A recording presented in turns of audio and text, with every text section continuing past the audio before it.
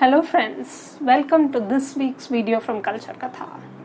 Continuing the series on astrology, this week we take a brief look at each of the grahas, their attributes, and some of the myths that explain these attributes. As I had already mentioned in my previous video, each of the grahas is associated with a specific guna or trait. Planets like Jupiter, Moon, and Venus are naturally benefic.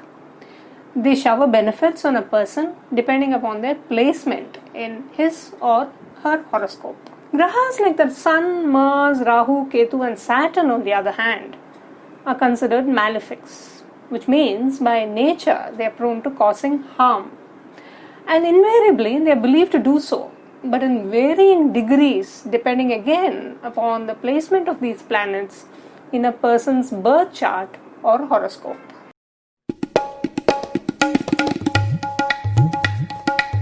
The Sun or Surya is a powerful, hot, fiery graha, malefic by nature, and is associated with the father or father figure in a person's horoscope. Of course, consistent with our other scriptures, in Jyotisha too, the Sun is known as the bestower of intellectual brilliance. The Sun is the source of all creation and is identified with the soul. In our mythology, the Sun is the father of Yama, Shani, and the rivers Yamuna and Tapati, among others.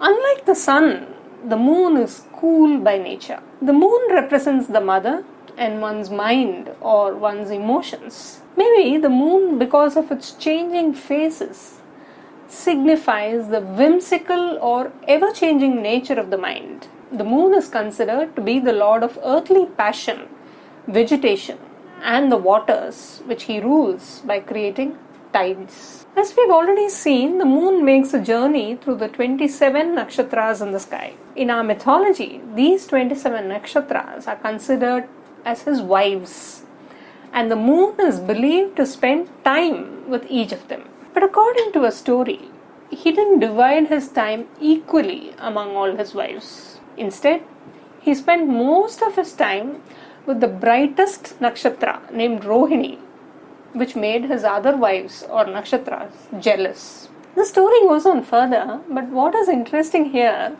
is probably what the myth is trying to tell us about a celestial phenomenon called occultation. Now, occultation is a phenomenon where the Moon, in the course of its revolution around the Earth, sometimes reaches a particular position in its orbit from where it obstructs the view of a star for an observer on the Earth. So the viewer on the Earth or the observer on the Earth cannot see the star in the sky. The star remains hidden for some time till the Moon moves away from that nakshatra.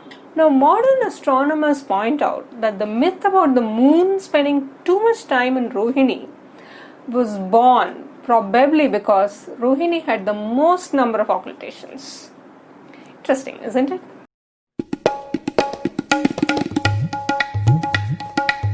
Mercury or Buddha is the planet closest to the Sun in the solar system.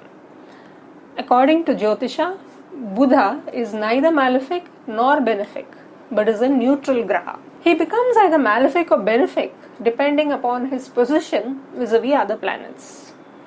Buddha rules over speech and is associated with mental dexterity and intelligence. In Indian mythology, he is considered the son of the Moon and Tara, who happened to be the wife of Jupiter or Guru.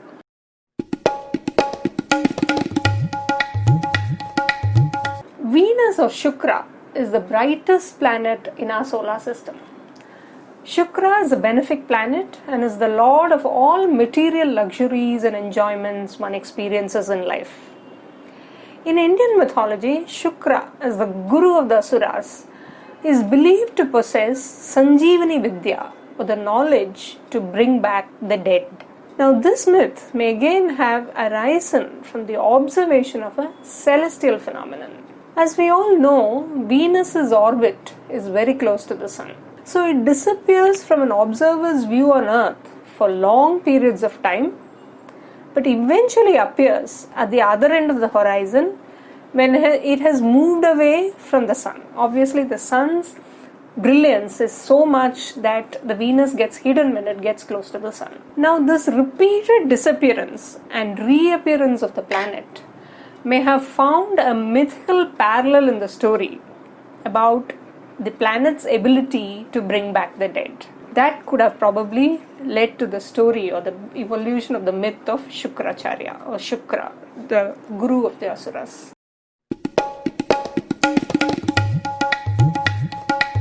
Mars is the planet closest to Earth and is often referred to as the red planet. The iron oxide deposits on its surface give Mars its red color. Because Mars glows like the red hot coals, he is referred to as Angaraka. And possibly because of the red color, the Graha is also identified as a warrior god across cultures. In Indian mythology, Angaraka is identified closely with Kartikeya, the warrior deity known for his vigor and virility. The cruel nature and redness of Mars is also the reason why Mars is frequently associated with war and fire accidents.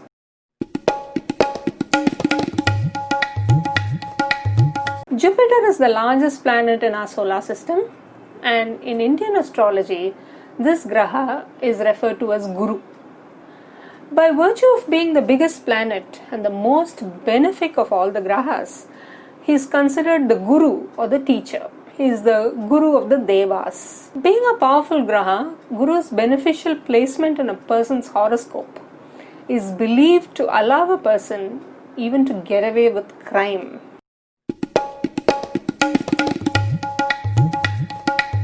And now for the most interesting planet of all, a planet that everyone is terrified of, Saturn or Shani. Of the 5 planets counted among the Navagrahas, Saturn is the farthest planet in our solar system and is hence the slowest to go around the sun. Hence he is referred to as Shanaischaraha or the slow mover. In Jyotisha, he is considered a malefic whose gaze on a person can completely destroy a person's fortunes. Because of its distance from the sun, Saturn also symbolizes isolation. A story from the Indian mythology can best illustrate this idea of isolation, and that is the story of Nala in the Nala Damayanti story from the Mahabharata.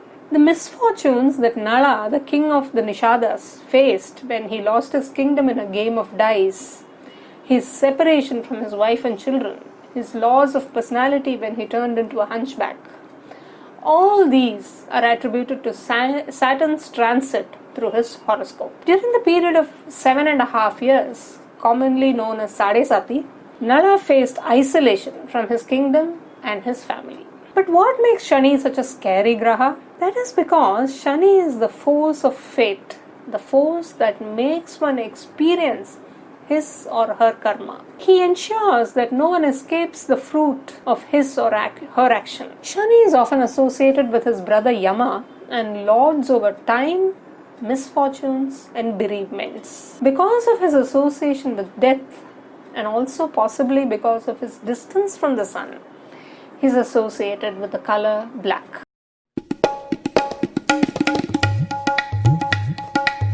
Now for Rahu and Ketu, who are merely shadow planets. As I had already mentioned in my previous video, Rahu and Ketu are not really planets, but merely represent the nodal points where the orbits of the sun and the moon intersect. Interestingly, these are the points at which eclipses form, lunar and solar. What is interesting here is that the Rig Veda mentions Swarabhanu, a demon that causes eclipses. The story of Swarabhanu later evolved into a myth where a snake was believed to swallow the moon during the lunar eclipse. Over time, Swarabhanu came to be identified with Rahu and Ketu, who are today counted among the 9 Grahas. In fact, the very word Graha means to catch or seize. By this definition, Rahu and Ketu were indeed Grahas as they seized the sun and the moon, thus creating eclipses. In Jyotisha, Rahu and Ketu are represented as the head and tail of a snake. Because of their demonic qualities and their ability to create illusions in the form of eclipses, these grahas were considered malefic in nature. Friends, the subject of astrology is huge, like an ocean. Through my series of videos on this subject, I hope I've helped you at least appreciate the vastness and depth of the ocean. Till I catch you all yet again with another interesting video, it's Tada, bye bye, take care. Signing off, Sumati Sridhar.